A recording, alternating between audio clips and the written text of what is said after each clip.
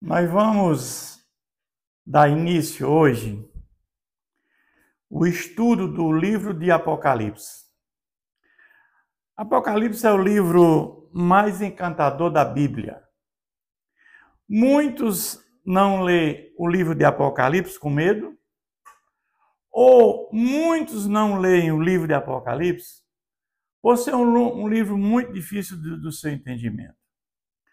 O fato é que o livro de Apocalipse é um livro que conta a história da humanidade entre a primeira e a segunda vinda de Jesus. Mas o livro de Apocalipse é um livro figurado, cheio de simbolismo. Você não pode jamais entender Apocalipse de forma literal. E nós temos que buscar recursos dentro da própria Bíblia, do Antigo Testamento, para entender o livro de Apocalipse. Nós temos que nos valer do livro de Gênesis, do livro de Êxodo, de Daniel, de Ezequiel, o livro de Zacarias. São todos textos bíblicos que vai nos esclarecer, né, acerca do livro de Apocalipse. Mas o livro de Apocalipse ele foi escrito num momento muito difícil da igreja. Por quê? O povo estava se convertendo ao cristianismo e havia uma perseguição muito grande.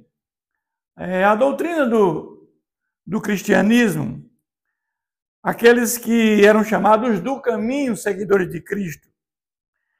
E nós vamos ver que, na época do imperador Nero, aquele homem que era um homem muito mau, ele mandou matar a sua esposa, incendiar Roma. Dos 14 bairros de Roma, ele mandou 10 foram incendiados. Ele foi o autor que mandou executar Paulo e Pedro. Depois nós vamos ver com o general Tito Vespasiano, para conter a revolta dos judeus, ele incendiou Jerusalém e destruiu o templo no ano 70. Vamos ver depois com Domiciano, que era um imperador também cruel. Era comum que os imperadores se tornassem deuses depois que eles morressem.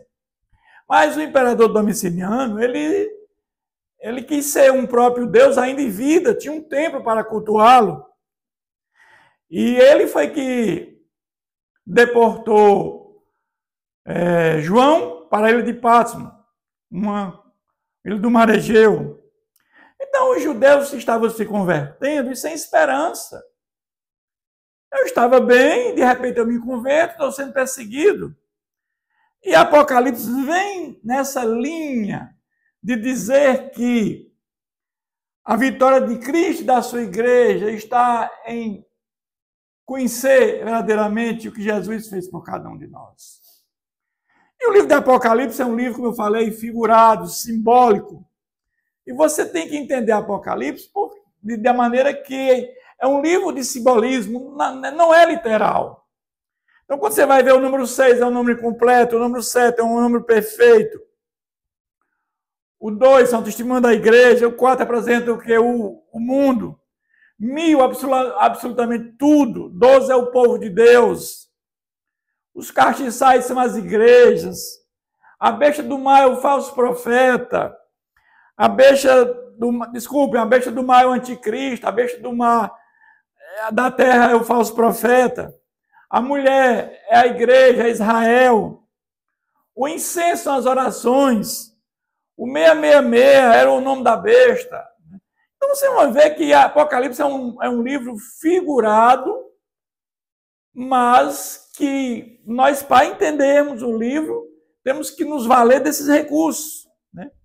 E o livro de Apocalipse é como nós lêssemos os 22 capítulos em 7 sessões paralelas, ou seja, o livro se repete como se repetisse 7 vezes. Do capítulo 1 ao capítulo 3, nós vamos ver a questão dos candeeiros, da vinda de Cristo. Do capítulo 4 ao 7, nós vamos ver os selos.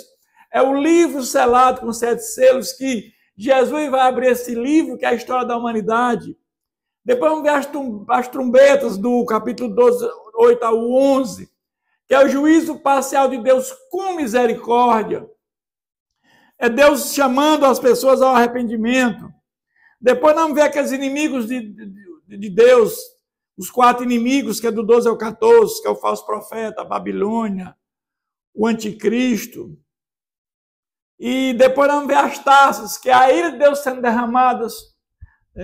Ou seja, não há mais salvação, não tem mais chance nenhuma.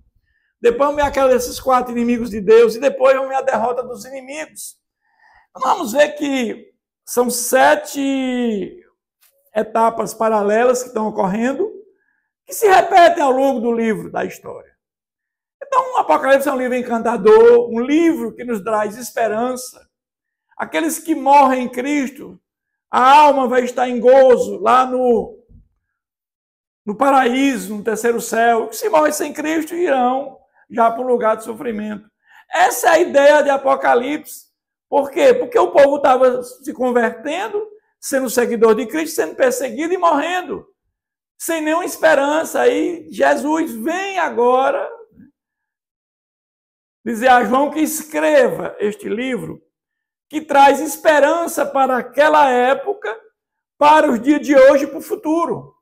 Então, Apocalipse é um livro que, entre a primeira e a segunda vinda de Jesus, o que vai acontecer, e que é um livro atual, que era para aquela época, era para os dias de hoje e é para o futuro. Então, esse é o livro de Apocalipse. É um livro maravilhoso que nós vamos começar a estudar. E vamos agora para o capítulo 1, que começa dizendo: revelação de Jesus Cristo, que Deus lhe deu para mostrar aos seus servos as coisas que em breve devem acontecer, e que ele, enviando por intermédio do seu anjo, notificou o seu servo João. Então, Jesus aqui está pedindo ao anjo que notifique o seu servo João para que ele escreva essas coisas, né, que em breve irão acontecer, e que o qual atestou a palavra de Deus e o testemunho de Jesus Cristo quanto a tudo o que viu. Então é isso que Jesus está pedindo que João escreva. E ele vai dizer: bem-aventurado, felizes aqueles que leem e aqueles que ouvem as palavras da profecia e guardam as coisas nelas escritas, pois o tempo está próximo. Então, felizes aqueles que guardam esta palavra, que entendem esta palavra e que são felizes por isso. Mas ele continua aqui, fazendo dedicatória às 7 igrejas da Ásia. João, às 7 igrejas que se encontram na Ásia, graça e paz a vós outros, da parte daquele que é, que era e que há de vir, da parte dos 7 espíritos que se acham no trono de Deus. Então nós vamos ver que ele fala das 7 igrejas da Ásia. Tinha mais igrejas? Tinha. Mas Apocalipse, quando eu digo, é um livro, né, que nós temos que entender que é um livro difícil. Por quê? Por que Jesus escolheu as 7 igrejas e não mais de 7? E por que escolheu essas para me estudar? É plano de Deus, irmãos. É plano de Deus. E os 7 Espíritos de Deus são aqueles que estão em Isaías 11:12. Ele fala que o Espírito Santo é o mesmo, o Espírito de Deus. Mas é o Espírito do Senhor, Espírito de conhecimento, de sabedoria, de entendimento, de conselho, de poder e de temor ao Senhor. Esses são esses 7 Espíritos que ele acha, mas que é o Espírito Santo que tem tudo isso através do Senhor Jesus.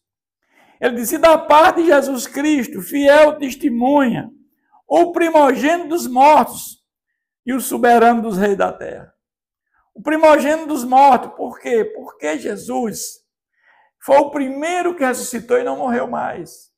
Jesus está vivo lá no céu, sentado à direita de Deus Pai, Todo-Poderoso, onde virá uma segunda vez como juiz para a ressurreição de todos os mortos e o arrebatamento da igreja. Então é isso que os outros que ressuscitaram, como na época do Antigo Testamento, com Elias e com Eliseu, esses voltaram a morrer. Na própria época de Jesus, que foram 3 ressurreições, com Paulo, que ressuscitou eu, com Pedro, Tabita, esses também já morreram. Então ele é o primogênito dos mortos, porque foi o primeiro a ressuscitar e não morreu. Mas ele é o soberano dos reis da terra, porque todos os reis que passaram na terra sucumbiram, os reinados sucumbiram. Mas o reinado do nosso Senhor Jesus é eterno, ele dura para sempre, como está lá em Daniel. Ele continua dizendo, aquele que nos ama e pelo seu sangue nos libertou dos nossos pecados. Nós sabemos que a Páscoa é a libertação da escravidão. O povo mata aquele cordeiro, coloca o sangue do cordeiro nos umbrais, para que o anjo da morte, quando passasse, não matasse os primogênitos. Mas Jesus, ele fez um sacrifício único. Jesus transformou a Páscoa em ceia do Senhor. E Jesus vai à cruz como cordeiro. Ele morre em nosso favor. Então o sacrifício dele é único, é morte substitutiva. Ou seja, ele morreu em nosso favor. E não há mais nenhuma necessidade mais de matança de animais, porque ele já morreu em nosso lugar. Ele derramou seu sangue, certo? Para nos libertar da escravidão, mas dos nossos pecados. Jesus nos libertou da escravidão dos nossos pecados. Na cruz, os nossos pecados foram perdoados, pelo sangue de Jesus derramado em nosso favor. Ele continua dizendo no versículo 6, e nos constituiu reinos, sacerdotes para o seu Deus e Pai. A ele a glória, o domínio pelos séculos dos séculos. Amém. Ele é eterno, ele é imutável, ele nunca muda. Atributos de Deus que só ele tem, ele é onisciente, onipresente, onipotente. Evidentemente que nós somos a sua imagem e semelhança, porque ele nos confiou atributos comunicáveis, como amor, bondade, misericórdia. São atributos que Deus nos comunicou para que sejamos semelhantes a ele em imagem e semelhança. Eis que vem com as nuvens e todo olho verá, até quantos traspassaram, e todas as tribos da terra lamentarão sobre ele certamente aqui. Vamos ver que, como eu falei, o livro do Apocalipse, são 7 etapas paralelas, 7, como se estivesse contando a história 7 vezes, repetidamente. E aqui no versículo 7 ele fala da vinda do Senhor Jesus nas nuvens. E aqui a ideia é que todo olho verá, não tem uma volta de Jesus secreta, como muitos pregam. Jesus, quando voltar pela segunda vez, será audível, visível, todos os olhos verão. Jesus volta para arrebatar sua igreja e ressuscitar todos os mortos naquele momento. Então, o arrebatamento da igreja e a ressurreição de todos os mortos ocorrerão no mesmo instante, na segunda vinda de Jesus. Quando aqueles que estiverem mortos em Cristo, eles ressuscitarão no corpo glorificado e juntamente com a alma dos que foram salvos, que estão no trono de Deus, voltarão com Jesus. Naquele momento é uma nova junção, alma e corpo. Glorificados estarão com Jesus por toda a eternidade, no novo céus e nova terra. E os que estiverem vivos serão transformados, arrebatados nos ares, para estar com ele também por toda a eternidade. E os que já morreram sem Cristo, já estão no lugar de sofrimento, e os que sem Cristo, os que estiverem vivos sem Cristo, esses irão para o lugar de sofrimento eterno, que chamamos de Guiena, lago de fogo, que é a segunda morte. E ele diz, eu sou o Alfa e o Ômega, diz o Senhor Deus, aquele que era e que há de vir o Todo-Poderoso. Ele é o primeiro e o último. Ele é aquele que era e que há de vir, ele é o Todo-Poderoso. Mas ele vai dizer agora, João agora vai ter a visão de Jesus glorificado. Então ele chega para João e diz, eu, João, irmão, vosso companheiro na tribulação, no reino, na perseverança em Jesus, achei-me na ilha de Patmos, por causa da palavra de Deus e do testemunho de Jesus. Então, João, ele vai ser preso numa ilha de Patmos, numa ilha do Mar Egeu, uma ilha destinada a prisioneiros com sofrimento. E João era de Éfeso, pastor da igreja de Éfeso. E quando Domiciano assume o Império Romano, era um imperador, como eu falei, cruel, queria ser um Deus ainda, proclamar-se um Deus vivo, por conta do Evangelho, por conta da palavra de Deus, ele foi preso. E o livro é exatamente para isso, porque muitos estavam sofrendo, muitos estavam sendo mutilados, muitos morrendo, né, por conta do Evangelho, por conta de ser um seguidor de Cristo, por ser seguidor do caminho. E o Apocalipse veio nesse sentido, para que muitos entendessem que eles podiam matar o corpo, mas não podiam matar a alma. E o que vale o homem ganhar o mundo inteiro e perder a sua alma. Então, eles estavam morrendo por Cristo, mas o livro vai dizer ao longo do livro que eles estão com a sua alma lá no altar de Deus, no paraíso, desfrutando das bênçãos do Senhor. É isso que o livro traz, é um livro de esperança para todos nós. Apocalipse é o livro que traz esperança para nós, porque o sofrimento lá no primeiro século foi muito grande. Ainda hoje tem cristãos sofrendo, sim. Em países comunistas, que não se pode pregar a palavra, os cristãos são perseguidos e vão continuar sendo perseguidos até a segunda vinda de Jesus. Mas com esperança, os que morrem em Cristo estarão com ele na eternidade, tá no trono de Deus, até a sua segunda vinda. E ele continua dizendo aqui: achei-me em espírito no dia do Senhor, e ouvi por trás de mim uma grande voz como de trombeta. Ou seja, achei-me em espírito no dia do Senhor. O dia do Senhor muitas vezes é tido como a segunda vinda de Jesus. Mas aqui nesse caso aqui, o dia do Senhor é como se fosse o dia consagrado a nosso Deus, é um domingo, né?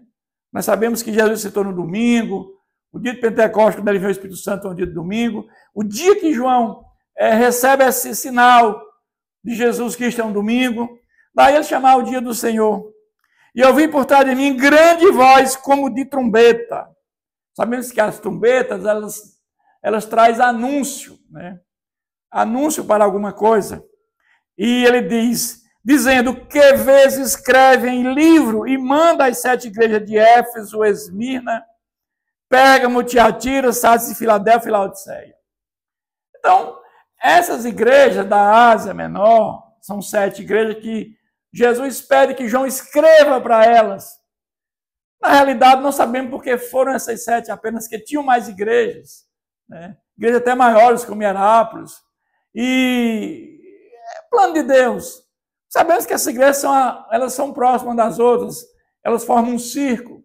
Então, não se sabe. O certo é que tem coisas que são ocultas para nós. Só o autor sabe por quê.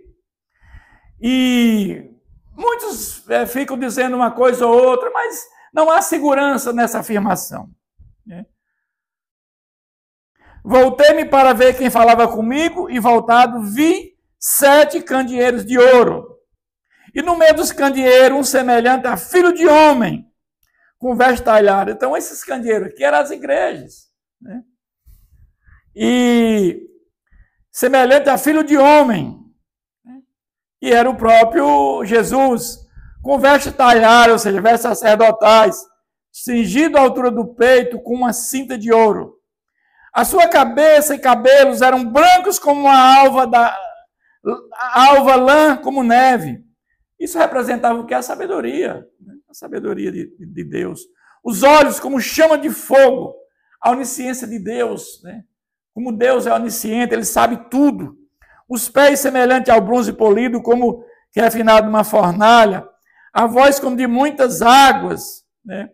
Ou seja, vamos ver a sabedoria de Deus, o seu juízo, né? A palavra de Deus, né? Tudo isso está embutido nesse texto bíblico.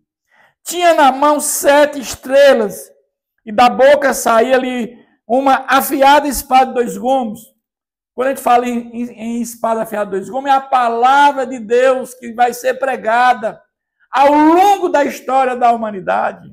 Entre a primeira e a segunda vinda de Jesus, a palavra tem que ser pregada, porque tudo começa com a palavra de Deus.